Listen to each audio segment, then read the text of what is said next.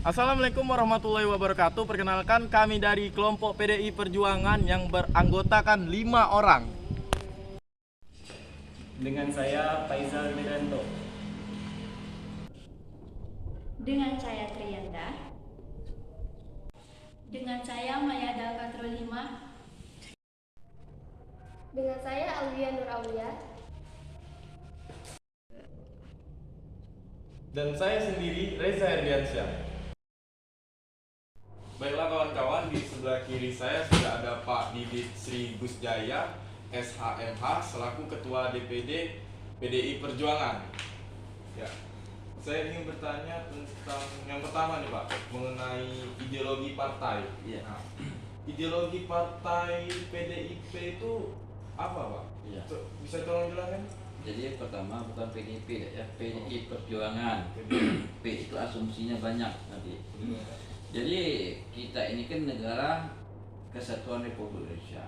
Apapun organisasinya, apapun partai politiknya, itu ideologinya harus Pancasila.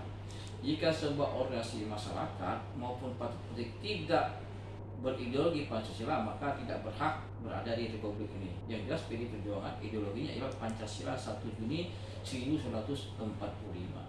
Kita akan lanjut dalam pertanyaan kedua. Di sini saya akan bertanya tentang sejarah partai. Bagaimana Pak sejarah berdirinya Partai PDI Perjuangan di Indonesia dan di Bangka Belitung, Pak? Ya, kalau kita bicara sejarah partai ini, PDI Perjuangan partai yang penuh dengan sejarah luar biasa. Ya, bahwa dulu PDI Perjuangan itu itu merupakan fusi beberapa partai. Nah, itu tahun tepatnya 10 Januari tahun 1973 ya. Itu 10 Januari. Jadi intinya PDI Perjuangan itu melalui beberapa fase perubahan. Pada saat era reformasi, tepatnya tahun 1998, PDI Perjuangan PDI saat itu menjadi PDI Perjuangan ya sampai sekarang. Bahwa PDI Perjuangan itu dilahirkan dari sebuah proses politik yang sangat panjang. Karena kita tahu sendiri hadirnya PDI Perjuangan itu bukan dilahirkan dari sebuah kekuasaan. Ya, jadi PDI Perjuangan dilahirkan dari sebuah proses politik sangat panjang yang mana pada saat itu terkekangnya hak-hak demokrasi bangsa Indonesia, terkekangnya hak-hak untuk bicara rakyat Indonesia terhadap zaman Orde Baru. Ya, kita tahulah bagaimana PDI pada saat zaman Orde Baru merupakan partai yang benar terzolimi. Nah, maka tahun 1998 itu berubah menjadi PDI Perjuangan sampai sekarang. Nah, itu. Jadi PDI Perjuangan partai politik di Republik ini penuh dengan sebuah sejarah yang sangat luar biasa. Pak, saya di sini akan menanyakan tentang isu-isu partai. Begini, selama partai PDIP ini berdiri, pasti banyak isu-isu dari publik, entah itu dari masyarakat yang berkomentar pro ataupun kontra. Misalnya masyarakat yang mempertanyakan kinerja partai ini, atau apa saja kontribusi yang telah dilakukan oleh partai PDI Perjuangan itu sendiri. Nah, isu apa saja yang pernah booming di partai PDI Perjuangan? Jadi PDI Perjuangan ini partai yang dilahirkan dari roh perjuangan rakyat Indonesia. Artinya apa sih yang telah dilakukan oleh PDI Perjuangan? Banyak yang telah dilakukan PDI Perjuangan. Contoh hal kecil, kita ngambil sukup Bangka Belitung, kita melaksanakan operasi Katarak. Ya, itu operasi Katarak itu merupakan track mereknya PDI Perjuangan di Bangka Belitung. Kemarin tahun 2022 pasca pandemi 1.000 orang masyarakat Bangka Belitung yang kita operasi Katarak secara gratis.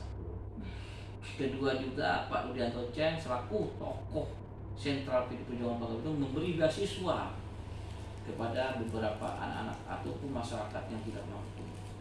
Dan juga sampai sekarang kita melaksanakan yang namanya berobat gratis sampai sekarang masih berjalan sekarang di Bangka Barat. Dan kemarin ada kejadian-kejadian puting beliung di Bangka Tengah, kontribusi PDI Perjuangan sangat jelas.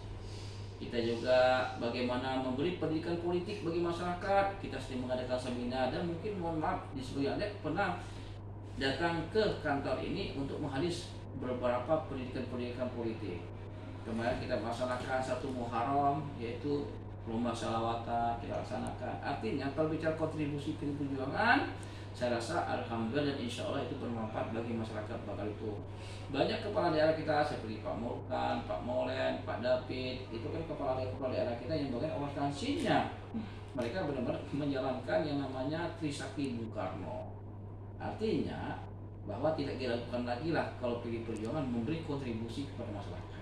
Kedua, yang namanya pepatah, semakin tinggi pohon tuh anginnya semakin kencang. Begitulah PDI Perjuangan. Diisukan jauhlah dari muslim, diisukanlah menzolimi ulama, padahal itu nggak benar. Itu adalah sebuah berita hoax yang kami katakan bahwa itu tantangan bagi PDI Perjuangan. Ya kalau kami jauh dari muslim, Bapak ini orang muslim, ya. Kedua, pada saat satu Muharram hanya PDI Perjuangan yang melaksanakan yang namanya lomba selawatan. Ada partai lain nggak ada. Itu kan kalau kita bicara muslim. Nah, yang kedua, kami juga sering mengadakan kegiatan-kegiatan agama, ya. Artinya bahwa kalau isu itu luar biasa, tapi wajar. Pepatah mengatakan semakin gincang sebuah pohon semakin tinggi pohon itu, maka hembusan angin semakin. Yang penting akarnya harus kuat. Bagi kami biasalah yang penting saya sudah mengatakan kepada kader-kader Perjuangan Bang itu, berpolitiklah dengan baik, berpolitiklah dengan sopan, berpolitiklah dengan santun tanpa menghujat siapapun. Itu konsep PDI Perjuangan. Soal memilih urusan Allah, urusan rakyat, usaha, ikhtiar, tawakal, Allah lah yang menentukan. Udah yang penting kita ikhtiar, rakyat memilih. Nah, kemarin kita melaksanakan apa? Jalan sehat di Somalia 35.000 terbesar sebangga begitu. Kita melaksanakan UMKM, bagaimana kita memperdayakan ekonomi rakyat yang target kita 300 menjadi 600 UMKM yang hadir. Luar biasa mereka. Kita melestarikan budaya, kita tampilkan parade budaya. Ada budaya dari Aceh, ada dari Bangka Belitung, Barongsai, ada juga dari Bugis, dari Butun, bahkan dari Polres, Minang, Palembang datang semua menampilkan budaya-budaya mereka. Pak, yang kita tahu kan sebuah partai parpol itu semuanya itu memiliki strategi. Yang kita tahu juga PDI Perjuangan ini kan lumayan unggul gitu dalam sebuah pemilu gitu. Yang ingin ditanyakan tuh tentang strategi dari PDI Perjuangan gitu. Kira-kira apa sih strategi yang dilakukan untuk menggait suara pemilih dalam upaya mempertahankan dan meningkatkan elektabilitasnya yang sesuai dengan kriteria pilihan masyarakat gitu? Jadi begini ya, PDI Perjuangan ini bukan cuma yang kita unggul. Ketua DPR sebagai itu dari PDI Perjuangan. Artinya rakyat percaya kepada PDI Perjuangan. Bagaimana desain strateginya? Kami bekerja untuk rakyat. Ya, saya katakan tadi, Bapak katakan tadi kan PDI Perjuangan nggak mau pada saat menjelang pilkada, pileg baru ingin berbuat ke rakyat. Kami nggak mau. Jauh-jauh hari kami selalu berbuat untuk rakyat. Apa yang kami bisa? Mungkin adik-adik ingat nggak? Pada saat heboh tentang ingin dipecatnya honorer seluruh Indonesia. Bapak lah orang pertama kali yang menolak honorer dipecat. Bayangkan kalau sampai honorer dipecat, nggak ada pekerjaan. Nah, itu salah satu bukti kerja nyata. Dan alhamdulillah teriakan Bapak itu didengar pusat. Dan mudah-mudahan insya Allah tidak terjadi pembacokan. Coba kalau yang lain mana bersuara, nggak ada bersuara. Gak satu pun tokoh-tokoh yang bersuara. Hanya Bapak berani bisa mengenal. Karena mengapa? Karena kita memahami. Karena Bapak dilahirkan bukan dari orang hebat, bukan dilahirkan kuat. Bapak dilahirkan dari masyarakat biasa seperti adik-adik ini. Ya, itu menjadi tahu. Yang kedua, program-program para kepala daerah kami benar-benar itu masyarakat. Sebenarnya berpolitik itu gak ada strategi lagi. Yang penting bagaimana kita berbuat dan rakyat dapat janji. Kinerja yang baik antara perkataan perbuatan sama. Jangan pas menjelang pemilu, menjelang pilkada kita berjanji setelah kita ini udah lupa. Ini kan, ini yang membuat rakyat marah. Jadi Perjuangan berusaha semaksimal mungkin bagaimana kami memberi peran-peran di benar-benar berdasarkan kemampuan kami. Arti kalau bicara strategi nggak ada strategi yang huru-huru lah, biasa-biasa aja berpolitik ini. Memang setiap partai mempunyai desain strategi masing-masing. Kalau PDI Perjuangan pada dasar umum saja. Yang penting kita berbuat, bekerja, ya silakan rakyat menilai. Itu. Ini pertanyaan dari saya pribadi, Pak. Menurut Bapak sih, kan sebentar lagi kan ada yang namanya pemilu serentak 2024. Nah, menurut Bapak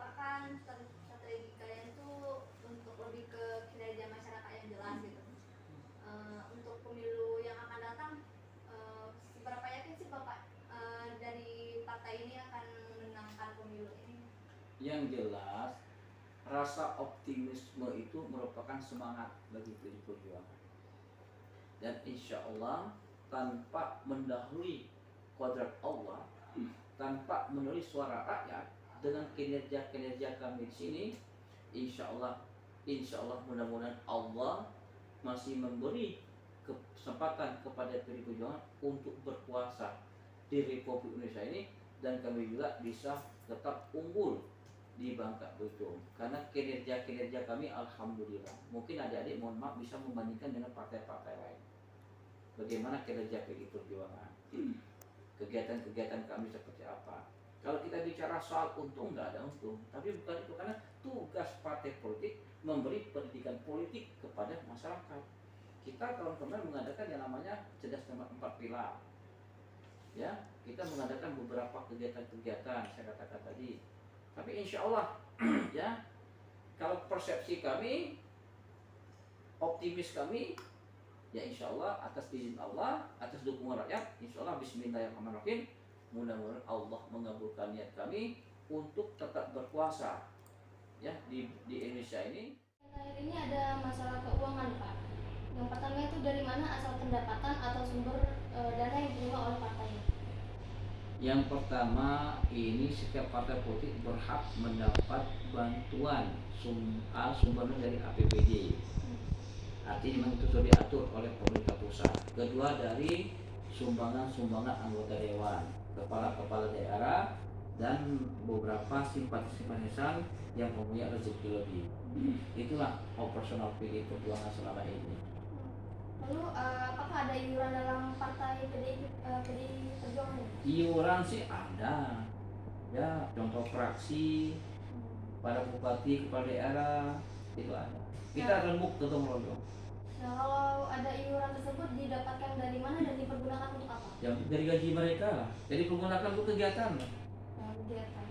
Nah, berarti untuk kegiatan provinsi itu biayanya dari anggaran iuran ini, Pak? Iya. Atau ada dari biaya pemerintah? Ada juga. Ada juga. Kombinasi.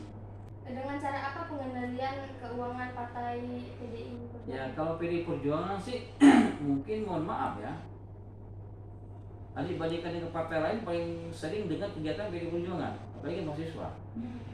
Nah, artinya itulah bentuk pertanggungjawaban kami dan pengendalian partai. Jadi saya walaupun ketua partai tidak berhak megang uang partai, yang pegang bendahara. Setiap program kayak gini saya manggil adik-adik, ini kan mau rencana kegiatan napak tilas Bung Karno. Misalnya makan dana 75 juta, kita kompromi. Nah, nanti mereka mengajukan proposal kepada DPD, saya bawa rapat, disetujui anggota DPD, baru dicairkan. Tidak serta-merta uang partai itu bisa cair, enggak. Itu cara. Kedua itu kan diperiksa BPK yang periksa audit BPK. Baik, terima kasih, Pak. Oke. Pak, mungkin itu saja pertanyaan dari kelompok kami mengenai apa itu ideologi partai PDI, strategi, start keuangan dan lainnya. Terima kasih banyak ya Pak telah mau Oke, siap. diwawancarai. Mudah-mudahan adik-adik juga ke depan tertarik bergabung kepada PDI Perjuangan. Ya, Oh, gitu ya. Pak, makasih ya. banyak.